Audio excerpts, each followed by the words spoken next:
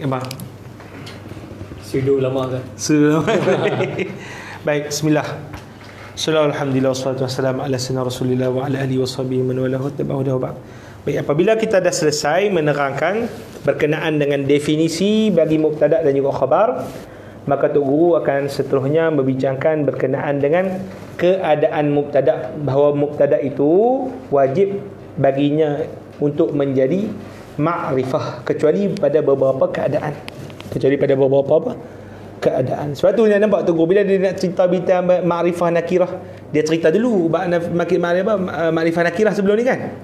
Bila dia kata mubtada' itu wajib ma'rifah, confirm lah, dah faham apa makna ma'rifah, apa makna nakirah, kerana kita dah pelajari sebelum itu. Jom kita baca.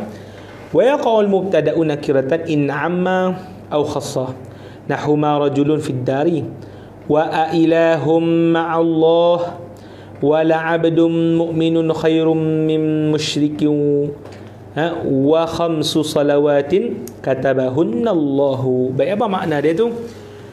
Dia nak kata bahawasanya mubtada' itu boleh jadi nakirah jikalau dia itu umum, itu dikendaki dengan makna umum, ataupun dengan khusus seperti yang disebut pada contoh-contoh ayat lah. Jom kita baca syarah tu. Kita baca Abang Imran. Al-aslu fil mubtada' an yakuna ma'rifah la nakirah li'anna an-nakirah majhulah ghaliban wal hukmu 'ala al-majhul la yufid. Baik, asal, mana asal tu? Kaedah asli pada mubtada' itu bahawa dia mesti ma'rifah. Kita mengaji sebelum ni ma'rifah ni tertentu. La nakirah, tidak nakirah. Boleh? Kerana nakirah itu majhul. Majhul ni maksudnya apa? Tidak tertentu, tak tahuan mana satu, itu maksud majhul. Ghaliban, secara umumnya. Wal hukmu 'ala majhul, dan menghukum atas barang yang majhul, yakni tidak tertentu, la yufid, tidak memberi faedah yang sempurna. Tidak memberi faedah yang apa? Yang sempurna. Wa yajuzu an yakuna an-nakirah in kana 'amman aw khassan. Apa makna itu? Dan boleh menjadi ia, iaitu mubtada' itu nakirah jikalau dia itu umum. Jikalau dia itu umum atau khas. Atau khas apa maksudnya? Iaitu barang yang umum tetapi dikhususkan dengan satu-satu sifat. Yang ni masuk usul fiqh sikit lah. Masuk apa? Usul fiqh. Biasa mengaji tak berkenaan dengan masalah umum khusus, ataupun kita ambil istilah ni lah. Ambil istilah apa yang disebut dalam nahwu istighraq. Istilah apa? Istighraq. Maka istighraq tu makna umum. Istighraq tu makna apa? Makna umum. Contoh saya sebut ar-rijalu. Kalimah apa? Ar-rijalu. Apa yang kita bayang? Di bawah dia itu ada apa? Orang-orang yang duduk di bawah kategori rijal, lelaki, betul? Pak Khalid, Seman, Ali, Leha, apa semua. Boleh? Itu dia panggil apa? Umum. Istighraq.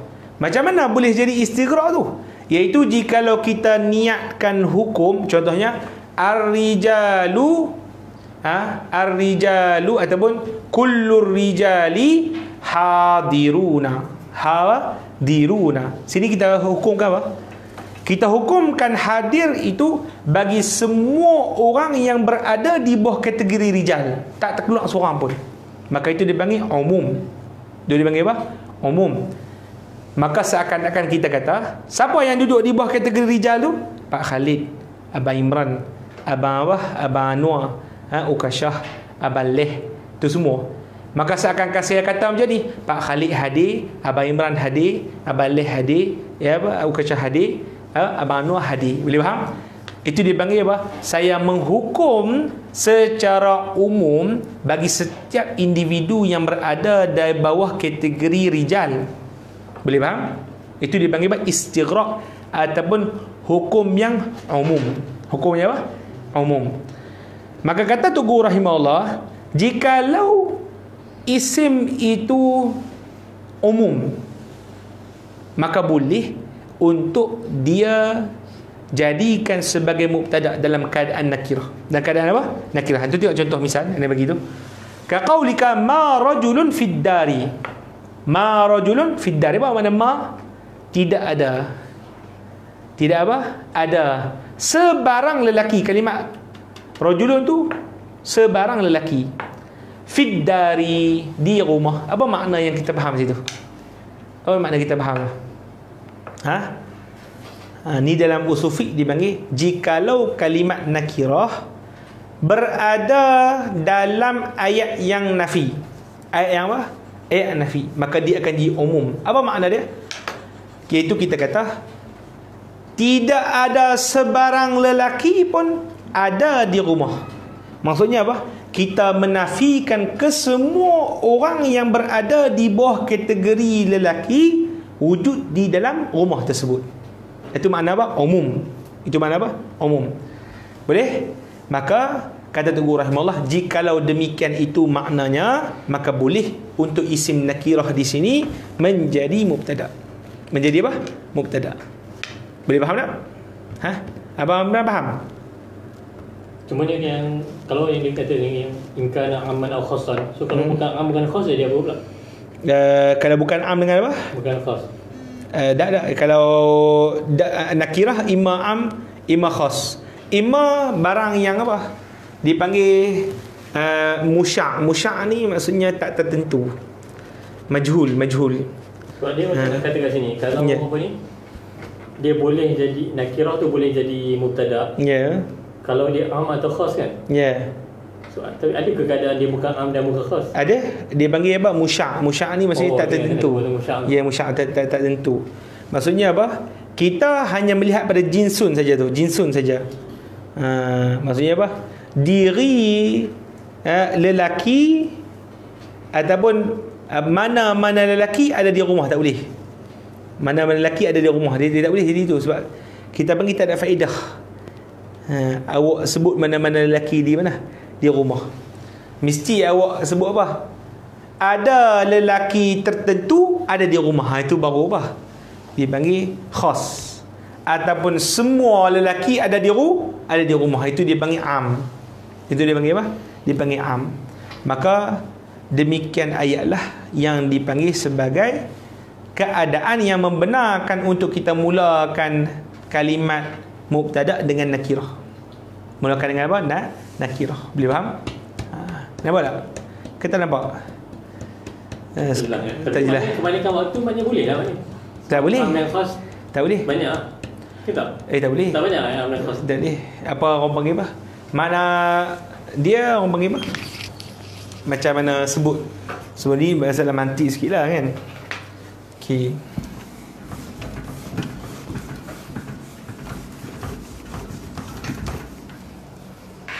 Contoh kan, apa dia?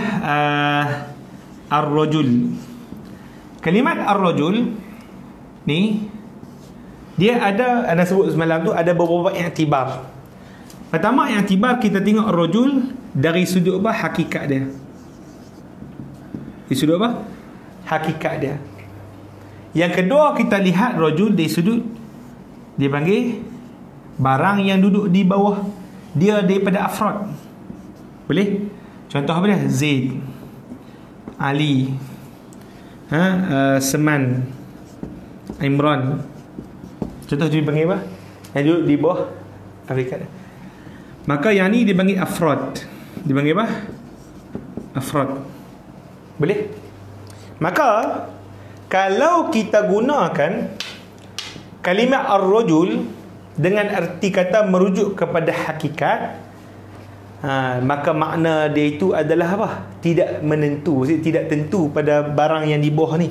Maksudnya bukan am. Am ni maksudnya merangkum semua. Tu am.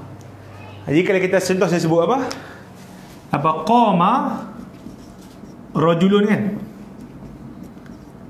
Telah berdiri apa? Lelaki. Apa maksud dia tu? Mana-mana mana lelaki. Maksudnya apa yang dipahami di sini? Saya tidak menentukan mana-mana insan yang duduk di bawah kategori lelaki untuk dia berdiri. Saya tak tentukan. Itu maksud apa? Penggunaan nakirah yang pertama. Am, apa maksud am? Contoh yang saya sebut. Qama ar-rijalu. Ar-rijal ni dipanggil istighraq. Dia panggil istighraq. Mana istighraq? Apa mana istighraq? Iaitu saya menghukum ke semua yang berada di bawah ini sebagai apa? Qawma. Sebagai apa? Qawma. Maksudnya tak terkeluar seorang pun daripada individu yang berada di bawah kategori rajul daripada hukum saya. Iaitu hukum apa? Qawma. Boleh faham? Jadi seakan-akan saya sebut apa? Qawma Zaid, Qawma Ali, Qawma Seman, Qawma. Tak nampak? Tapi saya tak sebut lah macam tu. Mampu saya nak sebut semua. Jadi saya gunakan simbol, iaitu simbol istighraq dengan alif lam, bagi merujuk kepada hukum yang apa? Umum. Mana umum ni bukan apa? Tak tentu, jangan salah faham. Umum maksud di sini adalah apa? Mencakup ke semua apa? Afrad dia. Mencakup semua apa? Afrad dia. Macam Allah Ta'ala sebut dalam ayat Quran apa semua kan? Aqimus solah apa semua tu, ke semua makna dia umum. Semua makna dia apa? Umum. Maksudnya wajib ke semua, tak terkecuali pun sebab seorang pun daripada sembahyang. Boleh? Baik, ini makna apa? Umum. Ataupun khusus. Khusus apa maksud khusus? Dia kata rajulun, dan di sini rajulun aqilun. Apa makna tu? Kalau kita sebut rajulun, dia tak tertentu betul. Tak tertentu tu maksud dia apa? Mana satu daripada apa? Di bawah kategori boleh untuk kita kata dia itu apa? Rajulun. Sebab apa? Zaid rajul, Ali rajul, Salman rajul, Amr rajul. Tapi bila kita sebut aqil, dia dah jadi kecil skop. Itu hanya daripada mereka yang aqil sahaja boleh untuk kita panggil apa? Rajul aqil. Maka tu dia jadi apa? Skop itu dipanggil apa? Khas. Ini dipanggil apa? Khas. Boleh?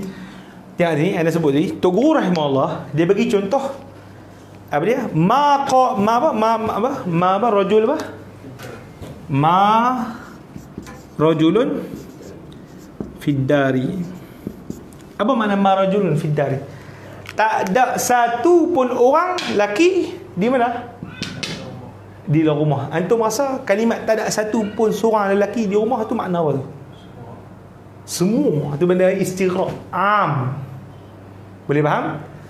Suatu ulama usul fiqh dia masyhur disebut apa? Jikalau nakirah kita nak jadikan dia itu membawa makna am, mesti letakkan pada apa? Siyaqun nafi.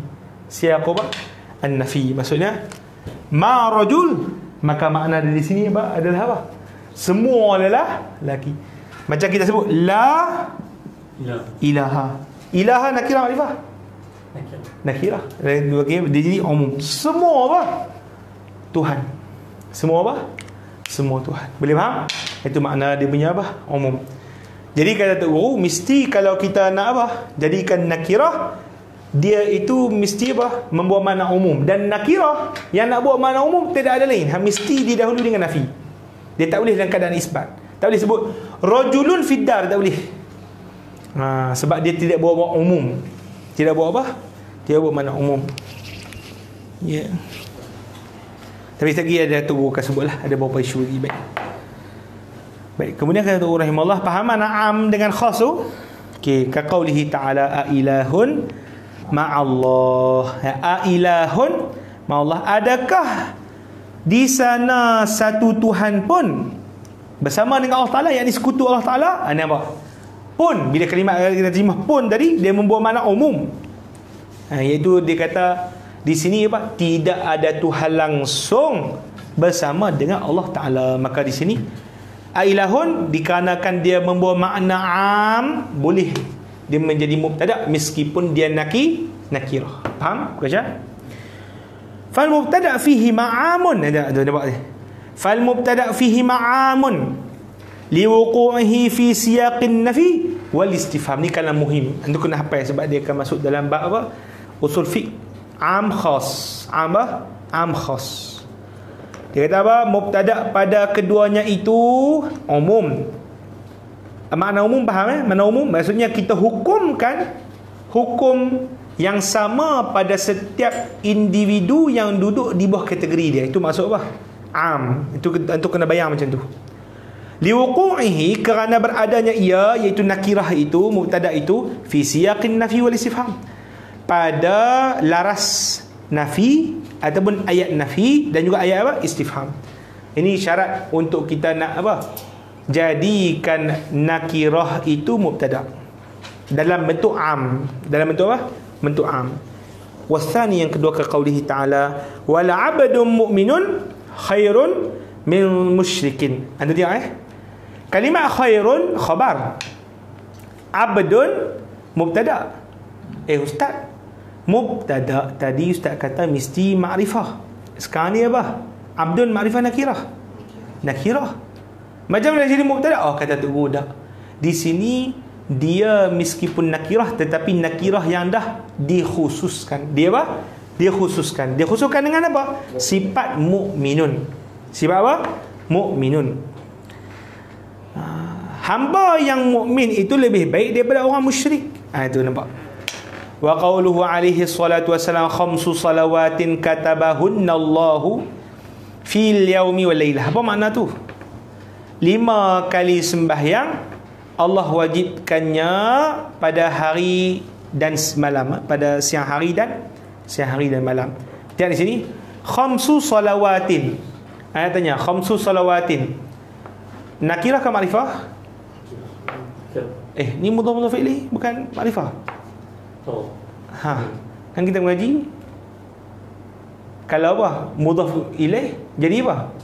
Ma'rifah ni bukan ma'rifah. Khas, macam mana Kasha? Bukan ma'rifah. Jawapan dia tak lah. Yang kita sebut, yang mudhaf menjadi ma'rifah jikalau isim itu mudhaf kepada ma'rifah.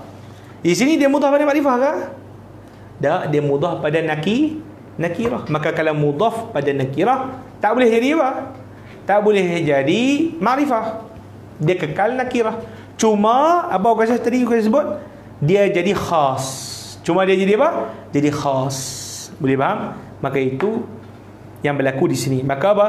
5 sembahyang, maksud dia apa? 5 yang khas aku sebutkan itu bab sembahyang, Allah Ta'ala wajibkannya kepada hamba pada siang hari dan malam. Boleh? Tengok itu, fal mubtada fihi ma khas. Nampak? Maka mubtada pada kedua ayat ini, iaitu kalimah abdun dan juga khamsun, dia tu nakirah, tapi nakirah yang apa? Khas. Sebab apa nakirah yang khas? Likaunihi mausufan fil ayah wa mudafan fil hadis. Kerana dia itu mausuf, yakni selepas dia sifat, dan dia itu mudaf, yakni selepas dia mudafun ilaih, fil hadis, dalam hadis Nabi sallallahu alaihi wasallam. Wa qad zakara ba'dun nuhah li taswiri al-ibtida' bin nakirati suwaran. Apa makna dia? Dan telah menyebutkan oleh sebahagian ahli nahwu, bagi membenarkan mubtada itu nakirah, suwaran. Suwaran apa? Beberapa bentuk. Annaha, bukan anhaha, ba'dul mutaakhirin ila nayifin wa salasina mawdi'an. Wa zakara ba'duhum annaha kulluha tarji'u li khusuwal umum falyuta'ammal zalik. Falyuta'ammal zalik. Apa makna dia tu? Ulama ni telah menyebutkan bagi isu bentuk mubtada yang nakirah dibenarkan. Yang dibenarkan. Apa dia? Anhaha, maksudnya depa sampai oleh sebahagian para ulama mutaakhir ini bentuk mubtada yang nakirah tu kepada berapa? 30 lebih tempat. 30 lebih apa? Tempat. Namun sebahagian mereka mengatakan kesemuanya merujuk kembali kepada apa? Am dan khas. Kaedah am dan khas ni. Semua sebenarnya merujuk pada apa? Kaedah am dan khas. Fali ta'ammal zalik. Maka tengoklah bagi yang sedemikian itu. Boleh amatilah yang sedemikian itu. Boleh faham Nampak? Itu maksud kata rahimahullah. Baik. Wal khabaru jumlatan laha rabitun, itu benda lain pula. Baik, jom kita baca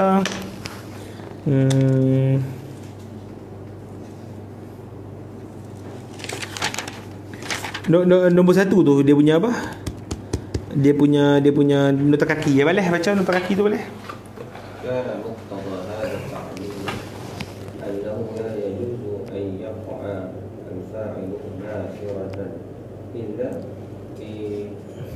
Musawwirin. Apa makna musawwirin? lesen lah, ataupun yang membenarkan. Itu musawwir. Lagi? Dia ada kerajaan dulu lah. Maksudnya ada apa? Pengecualian. Dia ada keadaan yang dibenarkan. Okey. Apa makna itu? Dia kata adalah yang dituntut daripada ta'lil, maksudnya daripada sebab yang disebut oleh musannif tadi, bahawa tidak boleh bahawasanya fa'il itu menjadi nakirah, melainkan dengan lesen. Maksudnya apa? Dia bagi kebenaran. Dia apa? Kebenaran. Apa maksud dia tu? Tok Guru kata macam ni. Dia sebut tadi, mesti kita nak percakapkan berkenaan dengan suatu, jadikan benda dia tu apa? Subjek. Mesti subjek tu apa? Makrifah betul. Subjek tu tertentu. Maka kata dia, kalau kita gunakan nakirah, maka dia tidak akan memberi makna yang apa? Yang sempurna. Tak akan beri makna apa? Sempurna. Sebab nakirah tu majhul. Cakap benda di awang-awang, tak tentu mana. Awak sembang yang mana satu ni? Tak jelas. Maka Tok Guru kata, bila Tok Guru sebut benda tu jadi apa? Subjek, maka akan berpindah hukum daripada bahasan mubtada di sini kepada bahasan fa'il. Kepada bahasan apa? Fa'il. Fa'il pun subjek, mubtada pun subjek. Cuma tadi kita sebut mubtada wajib makrifah. Cuma ni, fa'il adakah wajib makrifah? Ustaz tu bagi contoh, qama rajulun, makrifah ke nakirah? Nakirah. Adakah wajib makrifah? Jawapannya tak wajib. Ustaz, jadi apa beza mubtada sebagai subjek yang kita wajibkan makrifah dengan fa'il yang subjek tapi kita apa? Tak wajibkan apa? Tak wajibkan nakirah. Sedangkan dua-dua tu adalah subjek. Faham tak? Itu dia punya permasalahan yang dibincang di sini. Okey, sekali lagi baca, wa kana muqtada hadha ta'lil. Kana muqtada hadha ta'lil annahu la yajuzu an yaf'al fa'ilu nakiratan illa yusawwirin. Ya. Kama annahu la yajuzu an yakuna al-mubtada nakiratan illa yusawwirin. Ya. Faham kan macam yang sebut tadi lah? Boleh? Sekali lagi. Min qabli min qablu min qabli an kulla wahidin min al-mubtada'i wal fa'ili mahkumun alayhi. Ya. Wan nakiratu majhulatun ghaliban. Ya. Wa kullu wahidin min al-fi'li wal khabari hukmun wal hukmu 'ala al-majhuli la yufidu. Ya. Walakinnahum farraqu bain al-fa'ili ya mubtada'i. Ya. فأجازوا أن يكون الفاعل ناكرة ولم يجيزوا أن يكون المبتدأ ناكرة إلا بمصوغ من المصوغات التي ذكر مجملها المؤلف. Baik, apa makna dia tu? Tengok di situ. Dan dikatakan bahawa mubtada dan fa'il itu mahkum alaih. Mahkum alaih macam kita sebut tadilah, subjek. Benda yang apa? Dihukumkan kepadanya. Maka nakirah itu barang yang majhul secara ghalib, dan setiap daripada fi'il dan khabar itu hukum. Maka hukum ke atas majhul adalah benda yang tidak berfaedah. Maka kata ulama, macam mana? Ulama membezakan antara apa? Mubtada dan juga fa'il. Pada fa'il dibenarkan untuk nakirah, tapi pada nakirah, pada mubtada tak dibenarkan apa? Nakirah. Boleh? Ini sekarang ni Tok Guru nak sebut wajhut tafriqah. Ini paling penting ni. Apa beza antara mubtada dengan fa'il sampai kita nak bagi hukum yang berbeza? Boleh? Kita baca balik peringkat kedua tu, wajhut tafriqah. Wajhut tafriqah ya. Mubtada'i wal fa'ili anna fi'la ma'al fa'ili wajibul at-taqdimi alaihi ya. bi khilafil mubtada'u ma'al khabari. Fa innal asla an yataqaddama al-mubtada' wa yata'akhkhara الخبر والنكرة تصير بتقديم حكمها عليها في حكم المخصوص قبل الحكم وإذا كان تقديم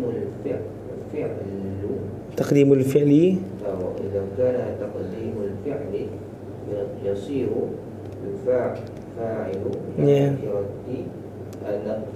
النكرة في حكم المخصوص جاز أن يقع الفاعل نكرة وإنما كان تقديم حكم على نكرة هذه المنزلة لأن القصد من اشتراط تعريف المحكوم عليه أو تخصيصه إنما هو اجتلاب إصغاء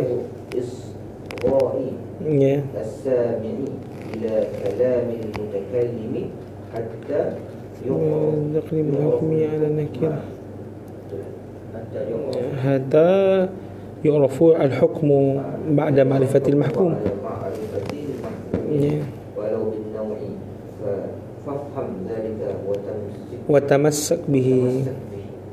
macam mana tu? فإن قلت فإن هذا الكلام يقتضي أن يجوز وقوع نكرة مبتدأ غير مسبق إن تقدم خبرها عليها سواء كان خبر متقدما مختصا أم لا كان تكون عند رجل كتاب هذا خبر متقدم غير مختص. قال العلماء إنه عند تقدم الخبر على المبتدأ النكرة وإنه عند تقدم الخبر على مبتدأ النكرة يجب أن يكون الخبر مختصا كأن تقول عندي كتاب أو عند محمد كتاب فلم يكن تقديم الحكم مفيدا على إطلاق الكلام.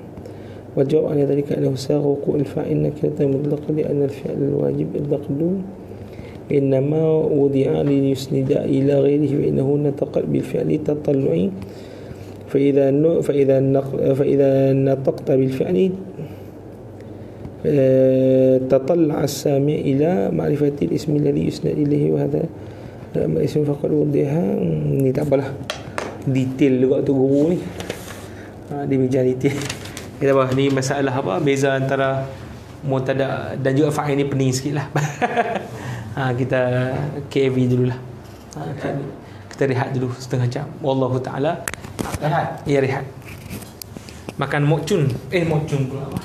Mau sunat. Ya abang, kan? Sunat.